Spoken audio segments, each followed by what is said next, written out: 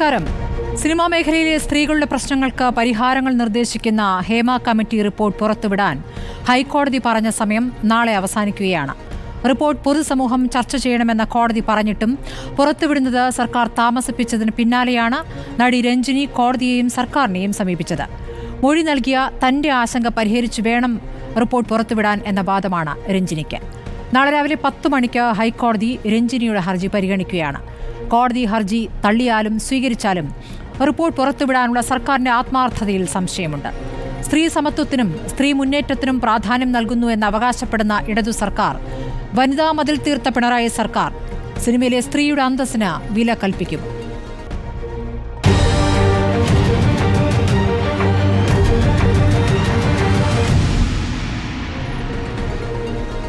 ഇതൊരു രാഷ്ട്രീയ നിലപാടിന്റെ കൂടി വിഷയമായതുകൊണ്ട് രാഷ്ട്രീയ പ്രവർത്തകരും ഈ ചർച്ചയിൽ പങ്കെടുക്കുന്നു. ഡോക്ടർ സോയ ജോസഫ് കോൺഗ്രസിൽ നിന്നും, സാമൂഹ്യ നിരീക്ഷകൻ ദാമോദർ പ്രസാദ്, നിർമ്മാതാവ് സജി നന്ദ്യാട്ട്, അഡ്വക്കേറ്റ് ആശ ഉണ്ണിത്താൻ എന്നിവരാണ്. ആദ്യം ഞാൻ അഡ്വക്കേറ്റ് ആശയിലേക്ക് പോവുകയാണ്. അഡ്വക്കേറ്റ് ആശ, ഇപ്പോൾ രഞ്ജിനിയുടെ ഹർജി അഡ്വക്കേറ്റ് ആശയും അറിഞ്ഞിരിക്കുമല്ലോ. WCC അംഗം തന്നെയാണ്.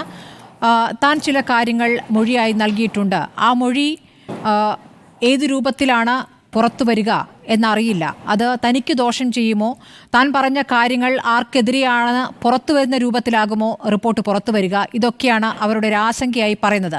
അത് ഏത് സമയത്ത് പറഞ്ഞു എന്നുള്ളതും സംശയകരമാണ്.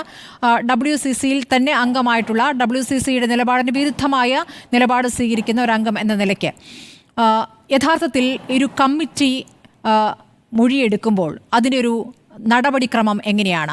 കമ്മിറ്റി മൊഴിയെടുക്കുന്നു, ആ മൊഴി വായിച്ചു കേൾപ്പിക്കുന്നു, ഇതിൻ്റെ സ്വകാര്യത സംരക്ഷിക്കുമെന്ന ഉറപ്പ് നൽകുന്നു.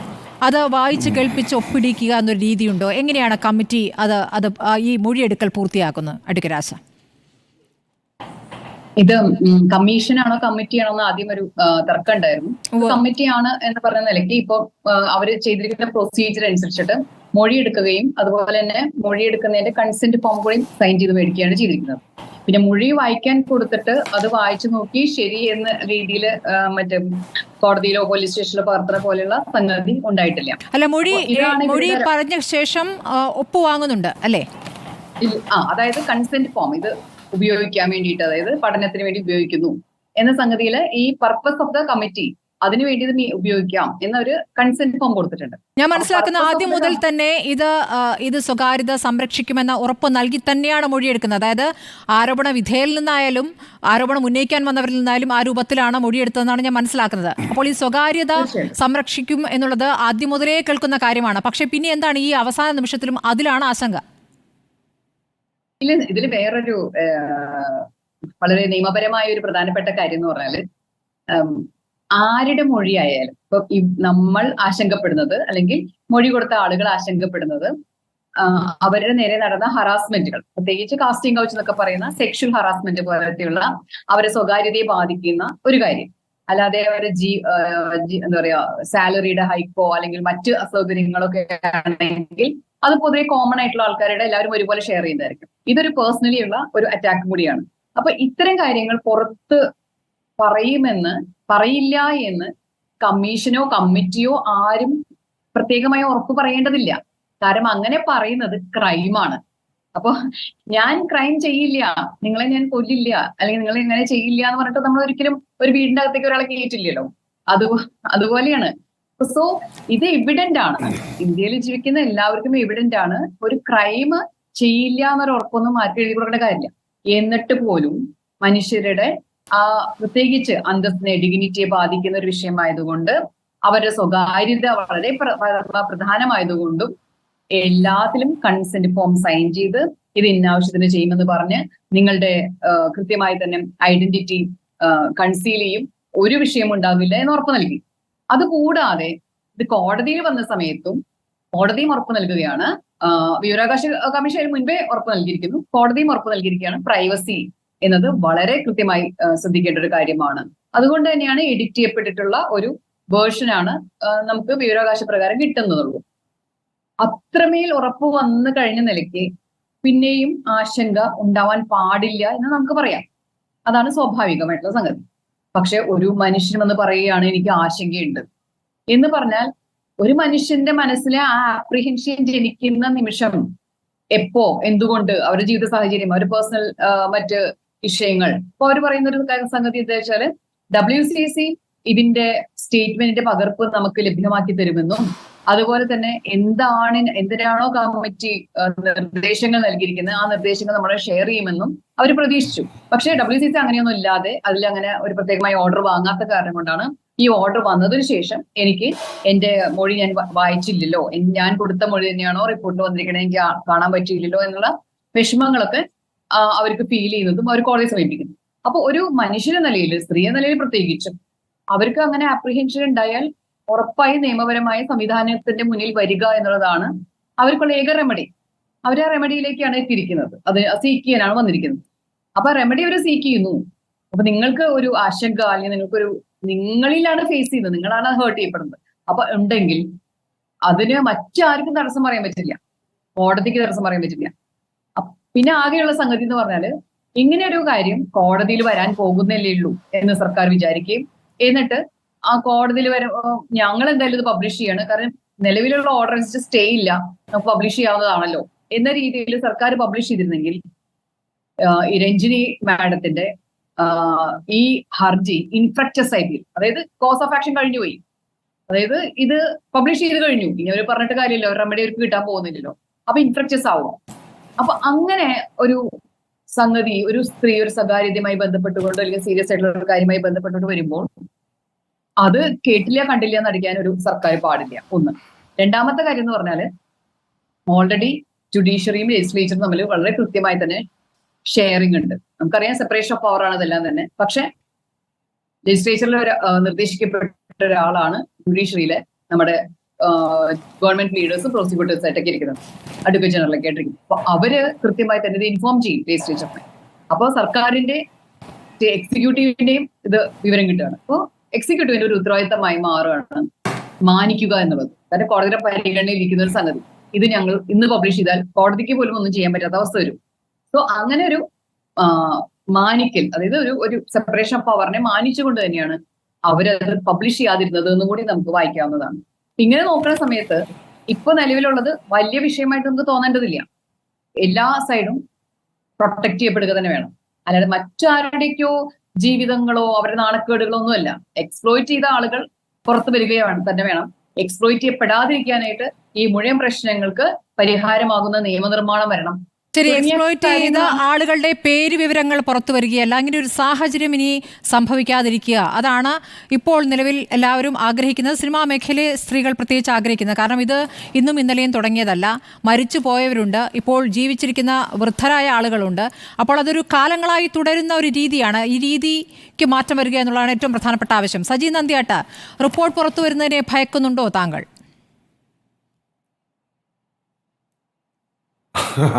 നല്ല ചോദ്യം. അത് സ്മൃതി അത് എന്തോ ലക്ഷ്യം വെച്ചാണല്ലോ ചോദിച്ചിരിക്കുന്നത്. ആ റിപ്പോർട്ട് പുറത്തു വരുന്നതിന് ഞാനെന്തിനു ഭയക്കണം? വൈ ഷുഡായി? ഈ റിപ്പോർട്ട് പുറത്തു വരണം എന്ന് മാധ്യമങ്ങളിൽ ചർച്ചയാകാൻ വേണ്ടിയിട്ടല്ല ഈ ഒരു കമ്മിറ്റി രൂപീകരിച്ചത്. ഈ കമ്മിറ്റി രൂപീകരിച്ച ലക്ഷ്യം എന്താണെന്നുള്ളതാണ്. നടി ആക്രമിക്കപ്പെട്ടതിന് ശേഷം സിനിമാ മേഖലകളിൽ വനിതകൾ അവരുടെ തൊഴിലിടങ്ങളിൽ സുരക്ഷിതരായിരിക്കുക, അവർ ഏതെങ്കിലും തരത്തിലുള്ള ചൂഷണത്തിന്, അത് സെക്സ്വലാകാം, മാനസികമാകാം, ശാരീരികമാകാം, സാമ്പത്തികമാകാം, അത്തരത്തിലുള്ള ചൂഷണങ്ങൾക്ക് വിധേയമാകുന്നുണ്ടെങ്കിൽ അതിൽ നിന്ന് തടയിടുവാനും അതിനുള്ള പരിഹാര മാർഗം നിർദ്ദേശിക്കുവാനുള്ള ഒരു കമ്മിറ്റിയാണ്. ചൂഷണം പല വിധത്തിലാണല്ലോ സജി നന്ദിയാട്ട. താങ്കളുടെ ഒരു അഭിപ്രായത്തിൽ ഈ റിപ്പോർട്ട് പുറത്തു വരണമോ? ചൂഷണം എന്ന് പറയുമ്പോൾ അത് വേതനത്തിലെ വിവേചനമാകാം, അവിടെ ഉള്ള സൗകര്യങ്ങളിലുള്ള വിവേചനമാകാം, അങ്ങനെ ഒരുപാട് കാര്യങ്ങളുണ്ടല്ലോ. ഒന്ന് എല്ലാം ഒരു സെക്ഷൽ എക്സ്പ്ലോയിറ്റേഷൻ മാത്രമല്ല, ഒരുപാട് ഘടകങ്ങളുണ്ട്. അപ്പോൾ ഈ റിപ്പോർട്ട് പുറത്തു വരണം എന്ന് താങ്കൾ ആഗ്രഹിക്കുന്നുണ്ടോ?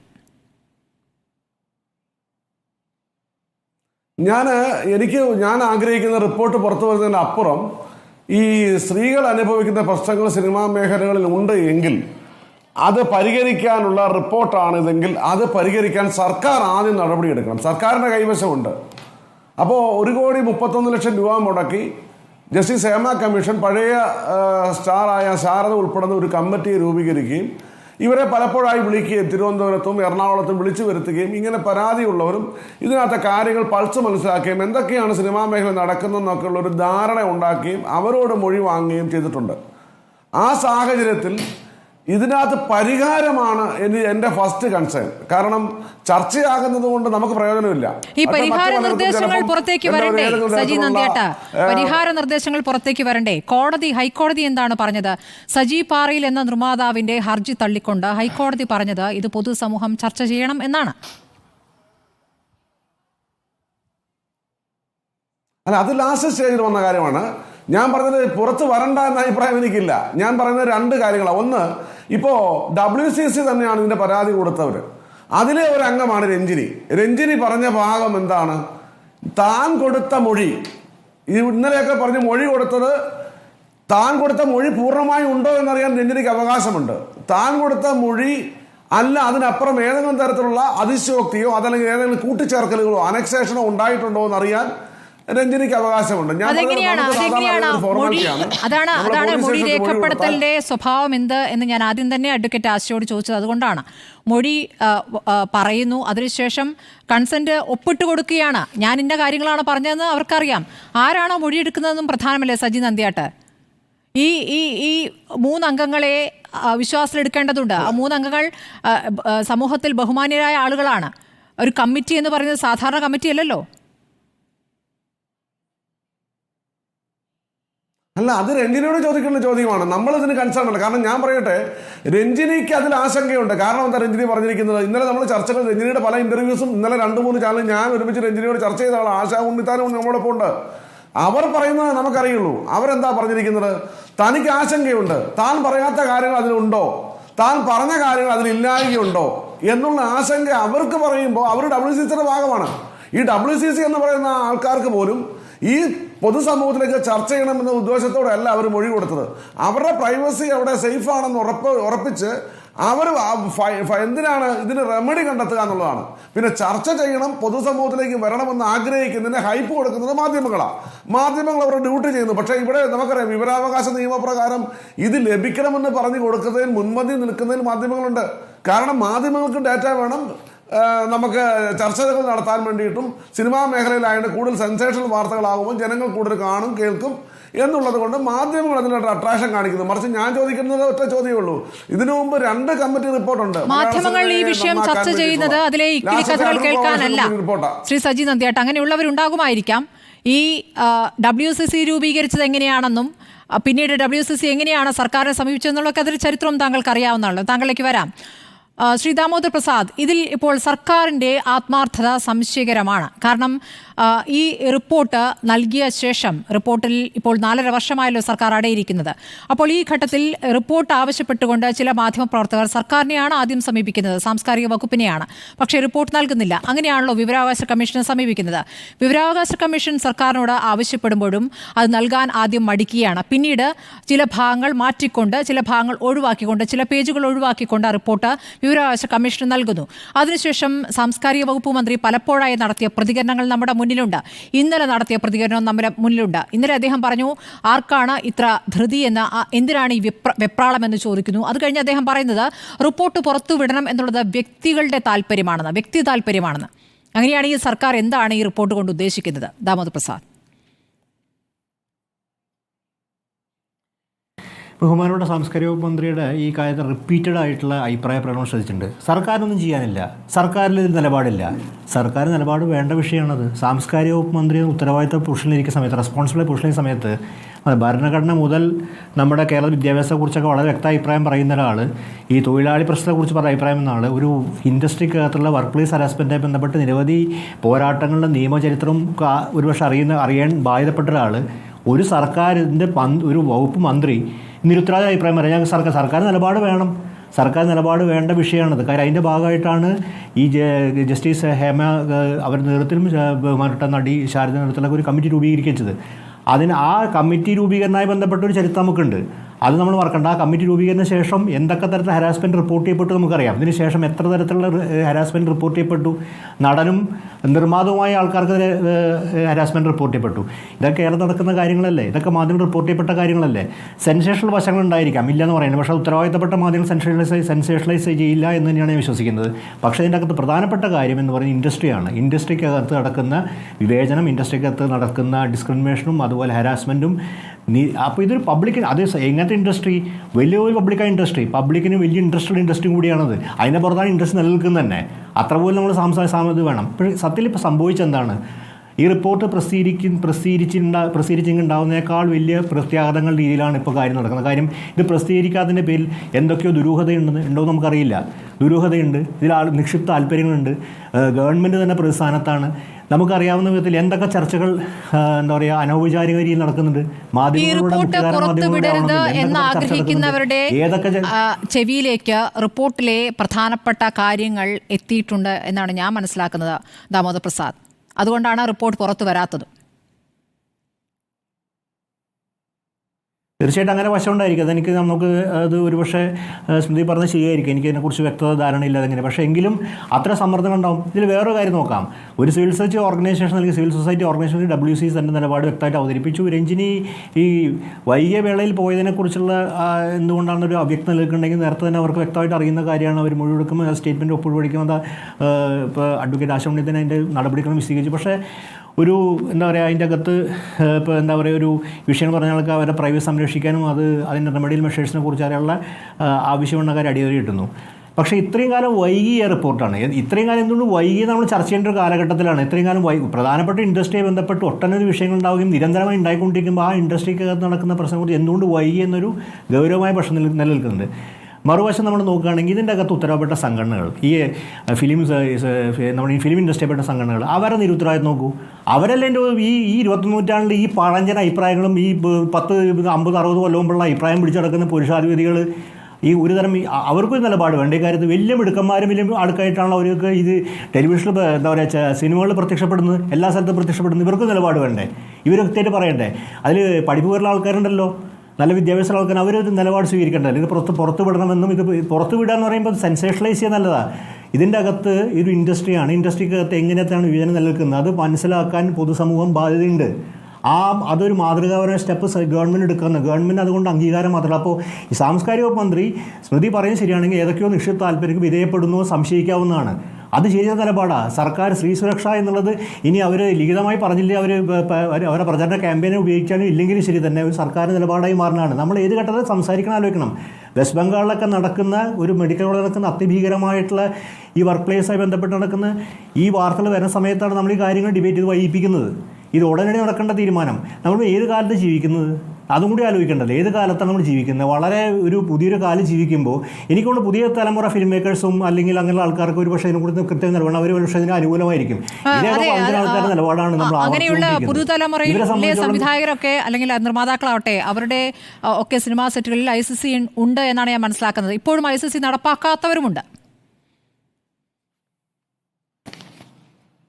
തീർച്ചയായിട്ടും എനിക്ക് അതിൻ്റെ വിശദാംശങ്ങൾ അറിയില്ല. ഉണ്ടാവാം എന്തുകൊണ്ട്.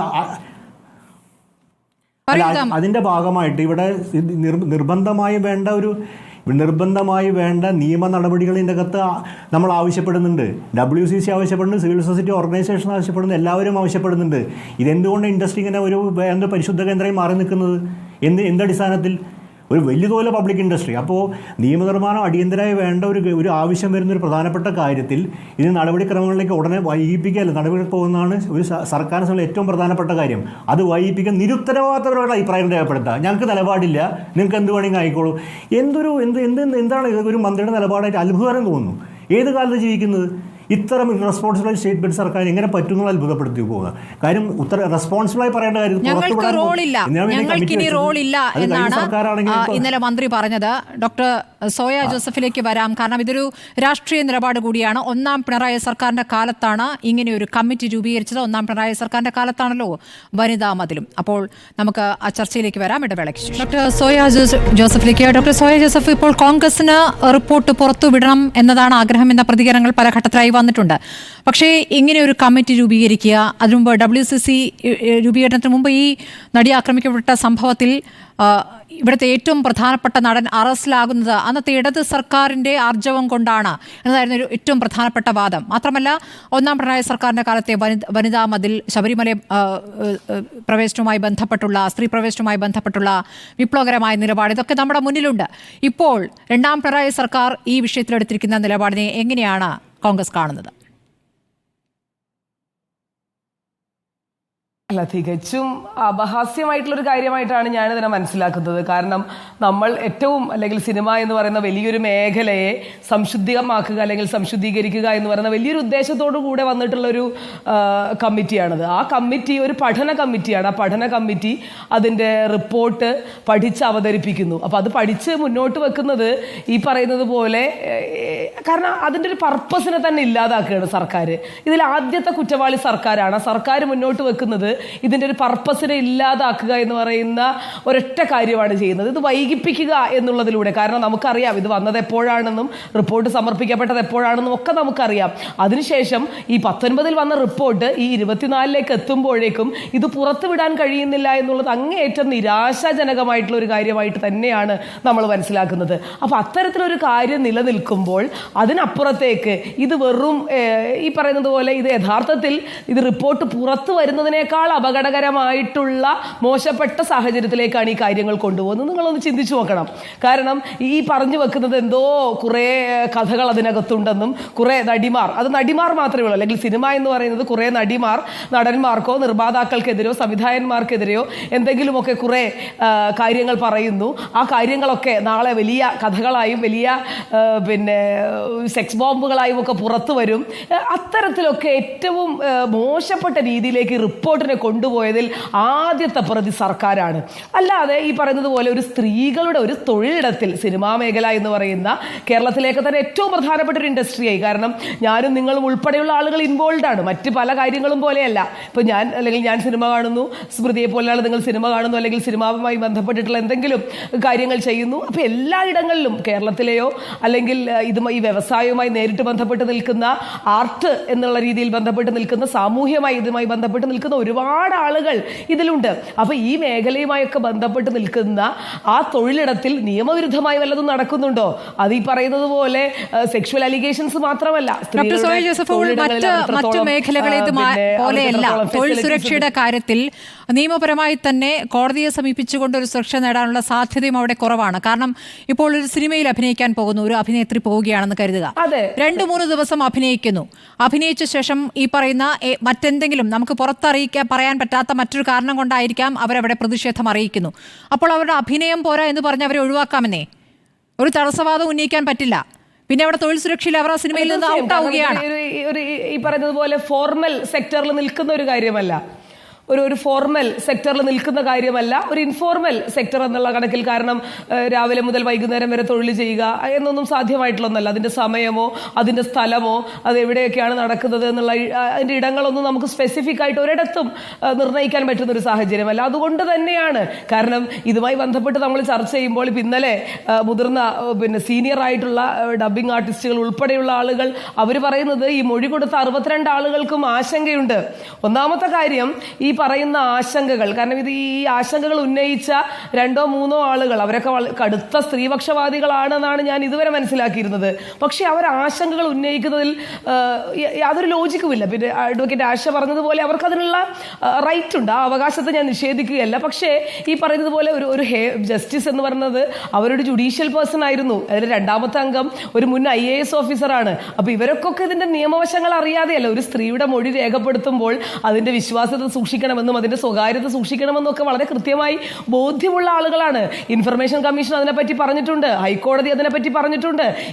ഈ സ്വകാര്യതയെ പറ്റി അല്ലെങ്കിൽ സ്വകാര്യമായിട്ടുള്ള കാര്യങ്ങൾ ഉൾപ്പെടുന്ന പേജുകൾ പ്രസിദ്ധീകരിക്കുന്നുള്ള കൃത്യമായിട്ടുള്ള വാദങ്ങളുണ്ട്. അപ്പൊ ഇതൊക്കെ നിലനിൽക്കുമ്പോൾ തന്നെ ഈ അവസാന നിമിഷത്തിൽ വീണ്ടും വലിയ സ്ത്രീപക്ഷവാദികളാണെന്ന് പറഞ്ഞു വെക്കുന്ന ആളുകൾ ഈ റിപ്പോർട്ടിനെതിരെ വീണ്ടും സംസാരിക്കുന്നതിന്റെ സാങ്കത്യമൊന്നും എനിക്ക് മനസ്സിലാവുന്നില്ല. അപ്പൊ അത്തരം കാര്യങ്ങളൊക്കെ അവിടെ നിൽക്കട്ടെ. അവരുടെ അവകാശത്തെ ഒരു തരത്തിലും ഞാൻ കുറച്ച് കാണുകയല്ല. കാരണം ഏതായാലും ഇത്രത്തോളം കോൾഡ് സ്റ്റോറേജിൽ ഇടുന്ന ഒരു സാധനം തിങ്കളാഴ്ചയോടുകൂടെ എന്നുള്ളതാണ് പറഞ്ഞിട്ടുള്ളത്. അപ്പോൾ അതിലും തീർച്ചയായും അതിനൊരു ടൈം ഫ്രെയിമിന്റെ ഉള്ളിൽ അതിനൊരു തീരുമാനമാകും എന്നുള്ള കാര്യത്തിൽ സംശയമില്ല. ഈ 62 സ്ത്രീകൾക്കും ആശങ്കയുണ്ട് എന്ന് പറയുന്ന ഒരു സ്റ്റേറ്റ്മെന്റിനെയും നമ്മൾ അപകടകരമായി തന്നെ മനസ്സിലാക്കേണ്ടതുണ്ട്. കാരണം ഈ മേഖലയിൽ നിങ്ങൾ എന്തെങ്കിലുമൊക്കെ തുറന്നു പറഞ്ഞു കഴിഞ്ഞാൽ അത് നിങ്ങളുടെ ജോലിയെയോ അല്ലെങ്കിൽ നിങ്ങൾ ചെയ്യുന്ന തൊഴിലിടത്തിൽ നിങ്ങൾക്കുണ്ടാകാൻ പോകുന്ന അനുഭവങ്ങളെയൊക്കെ മറ്റൊരു തരത്തിലാക്കും, അല്ലെങ്കിൽ അത് മോശപ്പെട്ടതാക്കി മാറ്റുമെന്നുള്ള എന്നുള്ള ആശങ്ക സിനിമാ മേഖലയിൽ ഇപ്പോഴും നിലനിൽക്കുന്നുണ്ട് എന്നുള്ളത് തന്നെയാണ് വാസ്തവം. അതുകൊണ്ട് ഇത്തരം സൂചനകൾ തരുന്നത് ഇതിനിയും ആണധികാരത്തിന്റെ ഇടങ്ങളായി തുടരുമെന്നുള്ളത് തന്നെയാണ്. പിന്നെ സർക്കാരിന് ചെയ്യാൻ കഴിയുന്ന കുറേ കാര്യങ്ങളുണ്ട്. ഇതിൽ നിയമനിർമ്മാണം ഉൾപ്പെടെയുള്ള കാര്യങ്ങൾ ICC എന്ന് പറയുന്നത് ചിലയിടങ്ങളിലുണ്ട്, ചിലയിടങ്ങളിലില്ല എന്നൊക്കെ പറഞ്ഞു വെക്കുന്നുണ്ട്. അപ്പൊ അത്തരത്തിലുള്ള കാര്യങ്ങളൊന്നും പിന്നെ നമുക്ക് അംഗീകരിക്കാൻ കഴിയുന്ന കാര്യങ്ങളല്ല. അപ്പൊ ICC നിർബന്ധമായും നടപ്പിലാക്കുക ഉൾപ്പെടെയുള്ള നിയമപരമായി സർക്കാരിന് മുന്നോട്ട് പോകാൻ കഴിയുന്ന കാര്യങ്ങൾ ചെയ്തുകൂടെ? അപ്പൊ സർക്കാർ ഇതൊരു താപ്പായി സ്വീകരിക്കുകയാണ്. ഇതിൽ ഏറ്റവും മെല്ലപ്പോക്ക് നടത്തുന്നത്, ഇതിൽ ഏറ്റവും മോശമായ സമീപനം സ്വീകരിക്കുന്നത് വലിയ പുരോഗമനമാണ്, വലിയ സ്ത്രീപക്ഷവാദമാണെന്നൊക്കെ പറഞ്ഞു വെക്കുന്ന ഏറ്റവും സ്ത്രീവിരുദ്ധമായ സമീപനങ്ങൾ എടുത്തുകൊണ്ട് മുന്നോട്ട് പോകുന്ന പിണറായി വിജയന്റെ സർക്കാർ തന്നെയാണ് എന്നുള്ള കാര്യത്തിൽ യാതൊരു സംശയവും. സജി നന്ദിയാട്ട് ഒരുപാട് കാര്യങ്ങളിൽ അഭിപ്രായ വ്യത്യാസമുണ്ട്, പലതവണയായി കൈപൊക്കുന്നു. താങ്കൾ പറഞ്ഞോളൂ, ഈ റിപ്പോർട്ടിലെ ചില കാര്യങ്ങളെങ്കിലും സിനിമാ മേഖലയിലെ പ്രമുഖർ അറിഞ്ഞിട്ടുണ്ട് എന്ന് ഞാൻ പറഞ്ഞാൽ താങ്കൾ നിഷേധിക്കുമോ? അല്ല, എനിക്കറിയില്ല സ്മൃതി. പിന്നെ ഇവിടെ നിങ്ങൾ ഈ സിനിമാ മേഖല എടുത്തിട്ടങ്ങ് കൊടുക്കുകയാണ്. എന്താ നിങ്ങൾ പറഞ്ഞുകൊണ്ടിരിക്കുന്നത്? ഇത് ചർച്ച കേൾക്കുന്ന ഓരോരുത്തരും എന്താ കുറെ നാളുകളായി മനസ്സിലാക്കുന്നത്? സിനിമാ മേഖലയിൽ വനിതകൾക്ക് വൻ പീഡനമാണ്, ഇവിടെ ആർക്കും വരരുത്, ഇവിടെ പീഡിപ്പിക്കുകയാണ്, ഭക്ഷണം കൊടുക്കുന്നില്ല, അവർക്ക് ബാത്റൂം സൗകര്യമില്ല, ഡ്രസ്സ് മാറാൻ സൗകര്യമില്ല. സിനിമാ മേഖലയില് സമൂഹത്തിൽ നടക്കുന്നത് പോലെ 10,000 ആൾക്കാർ വർക്ക് ചെയ്യുമ്പോൾ ഒറ്റപ്പെട്ട സംഭവങ്ങൾ ഉണ്ടാവാറുണ്ട്. സിനിമാ മേഖലയിൽ തറവാടികളായ പെൺകുട്ടികളാണ് വരുന്നത്, തറവാടികളായ ആൺകുട്ടികളാണ് വരുന്നത്. സിനിമാ മേഖല വളരെ, ഞാൻ പറഞ്ഞല്ലോ, 1% പോലുമില്ല. പിന്നെ സിനിമാ മേഖലയിലുള്ള പ്രശ്നങ്ങൾ പെട്ടെന്ന് സമൂഹത്തിൽ ചർച്ചയാവും. കാരണം എന്താണ്? സിനിമാ മേഖല എല്ലാവർക്കും ഇഷ്ടമുള്ള ഒരു എന്റർടൈൻമെന്റ് മേഖലയാണ്. അവിടെ നടക്കുന്ന ഓരോ കാര്യങ്ങളും അറിയാൻ സമൂഹത്തിന് താല്പര്യമുണ്ട്. ഇവിടെ സിനിമാ മേഖല എന്ന് പറയുമ്പോൾ ഇപ്പൊ ചർച്ചകൾ കുറെ ദിവസങ്ങളായി, കുറെ നാളുകളായി ചർച്ച കേൾക്കുന്നവർക്ക് സിനിമാ മേഖലയെ കുറിച്ച് തോന്നുന്ന ഒരു വെറുപ്പുണ്ടല്ലോ. ആ വെറുപ്പെന്ന് പറയുന്നത് ഭയങ്കര കഷ്ടമാണ്. കാരണം ഞാൻ സജി നന്ദിയാട്ട് ആദ്യം മനസ്സിലാക്കേണ്ടത് സിനിമാ മേഖലയെ കുറിച്ച് പുറത്തുനിന്ന് പരദൂഷണം പറയലല്ല. പറയട്ടെ. സിനിമാ മേഖലയിലെ സ്ത്രീകളും പുരുഷന്മാരും നൽകിയ മൊഴിയുടെ അടിസ്ഥാനത്തിലാണല്ലോ റിപ്പോർട്ട് തയ്യാറാക്കിയിട്ടുള്ളത്. ഈ റിപ്പോർട്ട് തയ്യാറാക്കുന്ന ഘട്ടത്തിൽ സിനിമാ മേഖലയിൽ നിന്നുള്ള സ്ത്രീകൾ തന്നെയാണ് പറഞ്ഞിട്ടുള്ളത്, ഇവർക്ക് ബാത്റൂം സൗകര്യം പല സെറ്റിലുമില്ല, ഇവർക്ക് വസ്ത്രം മാറാനുള്ള സൗകര്യം പല സെറ്റിലുമില്ല. അവർ പറഞ്ഞിട്ടുള്ളതാണ്. വേതനത്തിൽ വിവേചനമില്ലേ സജി നന്ദിയാട്ട്? ഇല്ലെങ്കിൽ പറയൂ, വേതനത്തിൽ വിവേചനമില്ലേ? സ്ത്രീക്കും പുരുഷനും 2 തരത്തിലല്ലേ വേതനമുണ്ട്? വേതനത്തിൽ വിവേചനമുണ്ട്. നിങ്ങൾ ഭക്ഷണത്തിൽ വിവേചനമില്ലേ സജി നന്ദിയാട്ട്? പറയൂ, ഭക്ഷണത്തിൽ വിവേചനമില്ലേ? എന്തോ ഭക്ഷണത്തിൽ വിവേചനമില്ലേ? അതാ പറഞ്ഞത് സിനിമാ മേഖലയെ കുറിച്ച് നിങ്ങൾക്ക് ആർക്കും ഒരു ചുക്കും അറിയണ്ട. സിനിമാ മേഖലയിലുള്ളവർ തന്നെയാണ് പറഞ്ഞിട്ടുള്ളത് സജി നന്ദിയാട്ട്. താങ്കൾ ഒരു നിർമ്മാതാവാണ്, താങ്കളുടെ സെറ്റിൽ ഇല്ലെങ്കിൽ താങ്കൾക്ക് അത് പറയാം. പക്ഷേ വേതനത്തിന്റെ കാര്യം പറഞ്ഞാൽ ഞാൻ സമ്മതിക്കാം.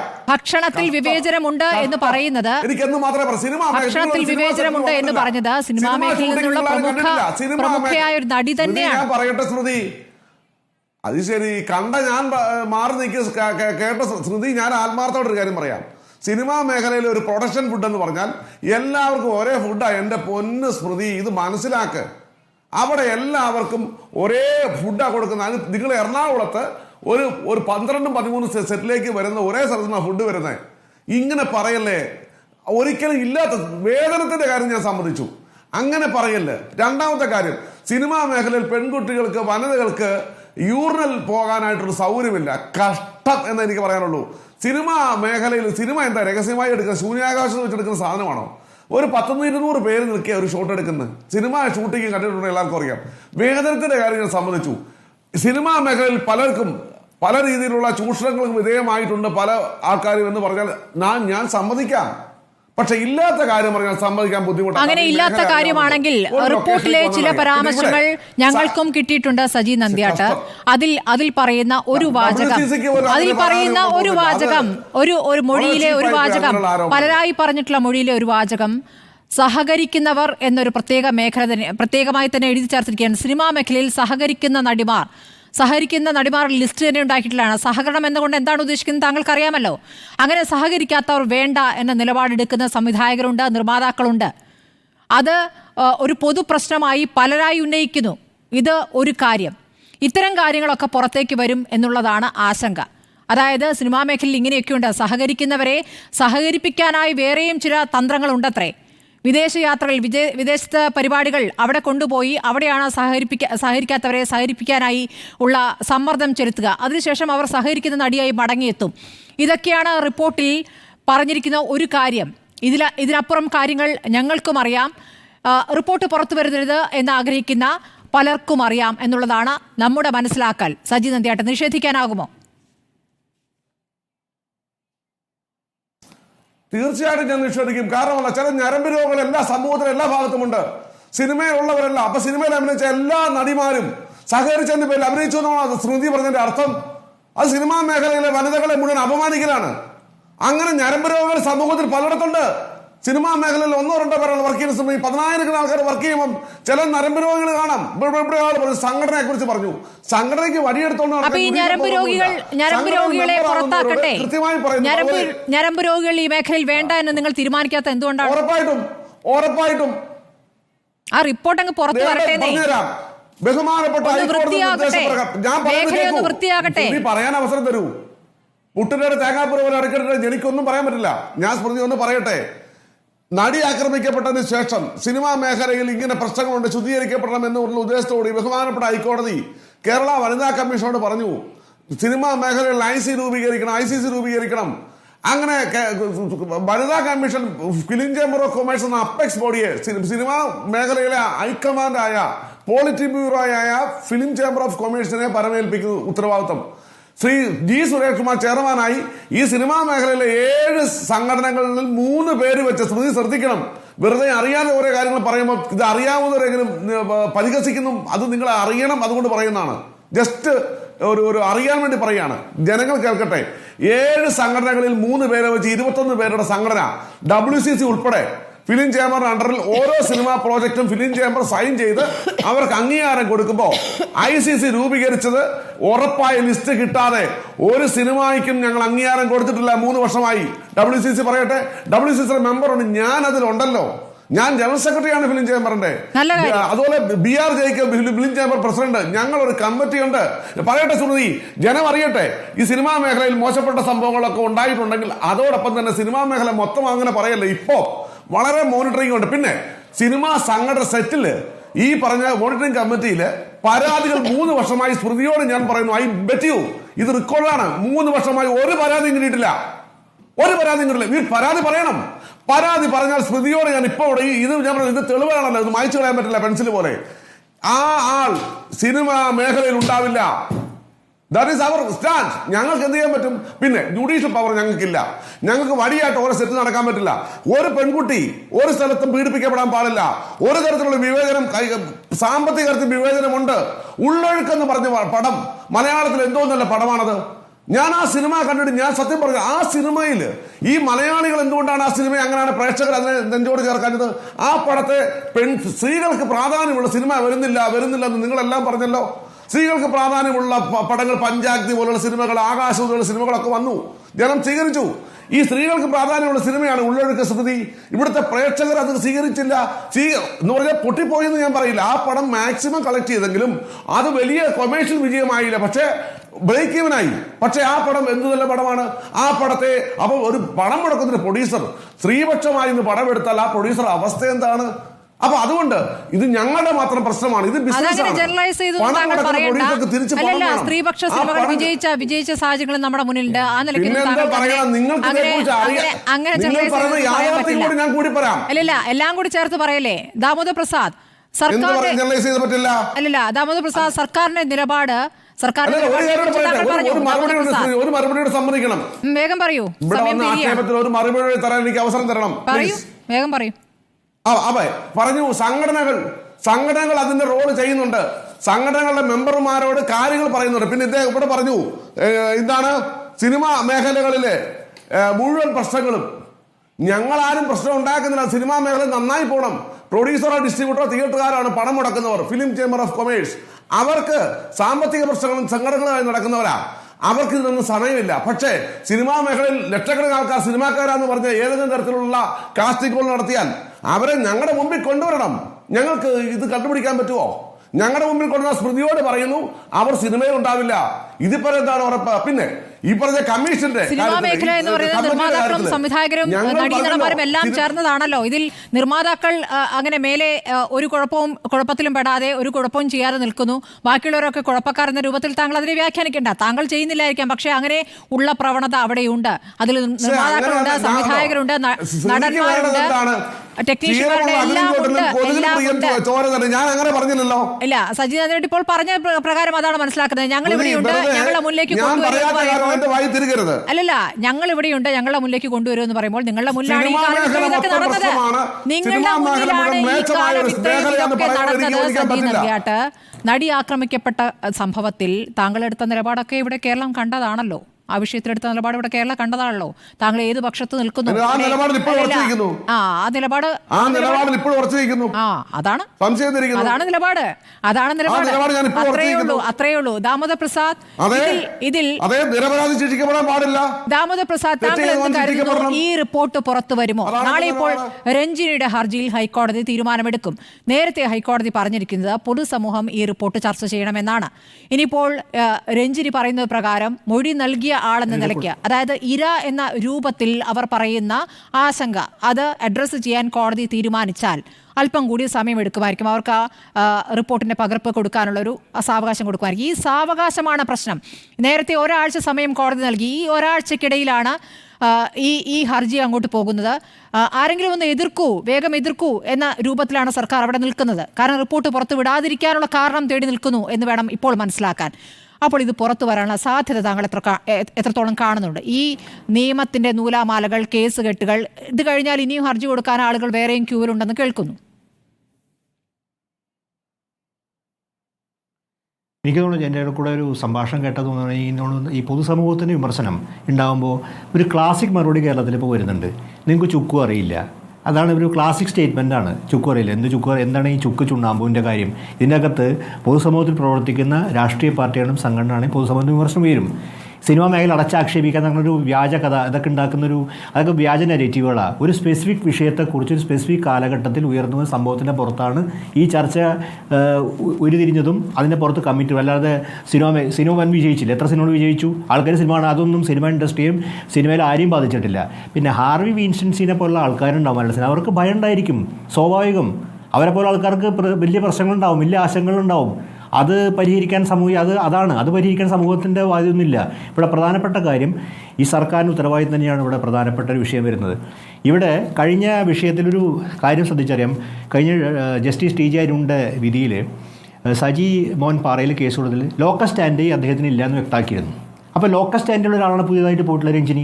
ഞാൻ പോയതിൽ നേരത്തെ അഡ്വക്കേറ്റ് ആശ ഉണ്ണിത്താൻ പറഞ്ഞ അത് ശരിയാണെന്ന് എനിക്ക് അഭിപ്രായമുണ്ട്. പക്ഷേ ഇവിടെ ലോക്കൽ സ്റ്റാൻഡ് കൊണ്ട് കോടതിക്ക് ഇതിൻ്റെ അകത്ത് സജീവമായിട്ട് കൂടുതൽ സൂക്ഷ്മമായി പരിശോധിക്കുന്നത്. മറ്റേ നേരത്തെ ലോക്കൽ സ്റ്റാൻഡ് ഇല്ല.